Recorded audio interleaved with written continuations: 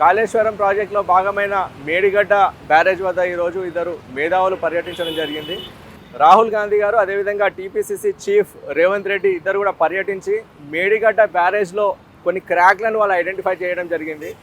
అట్లాంటి క్రాక్లనే ఈరోజు హైదరాబాద్లో ఉన్నటువంటి ఈ ఫ్లైఓవర్లో మేము కూడా ఐడెంటిఫై చేయడం జరిగింది. నిజానికి ఇవి క్రాక్లు కాదు, వీటిని ఎక్స్పాన్షన్ జాయింట్స్ అంటారు. వీటిని టెంపరేచర్ వేరియేషన్స్ వల్ల అదేవిధంగా హెవీ లోడింగ్ వల్ల బ్రిడ్జ్లకు కానీ బ్యారేజ్లకు కానీ ఏ విధమైన డ్యామేజ్ కాకుండా ఇంజనీర్లు ఇట్లాంటి ఎక్స్పాన్షన్ జాయింట్స్ని ఎక్కడ అవసరమో అక్కడ డిజైన్ చేయడం జరుగుతూ ఉంటుంది.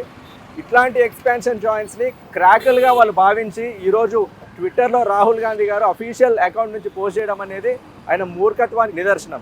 ఈ బ్రిడ్జిని 1990లో మర్రి చెన్నారెడ్డి గారి హయాంలో అప్పటి కాంగ్రెస్ అధ్యక్షులైనటువంటి రాజీవ్ గాంధీ గారు ఉన్నప్పుడు నిర్మించినటువంటి బ్రిడ్జ్. ఈ బ్రిడ్జ్లో ఇట్లాంటి క్రాకులు ఉన్నాయి కాబట్టి అవినీతికి పాల్పడ్డారు.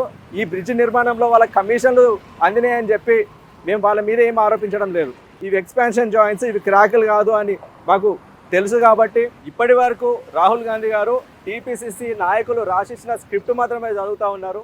ఈరోజు బేసిక్ నాలెడ్జ్ లేకుండా వారు చేసినటువంటి ఆరోపణలను కూడా నిజమని నమ్మి రాహుల్ గాంధీ గారు ట్విట్టర్లో వారి అఫీషియల్ అకౌంట్ నుండి పోస్ట్ చేయడం అనేది వారి మూర్ఖత్వానికి నిదర్శనం.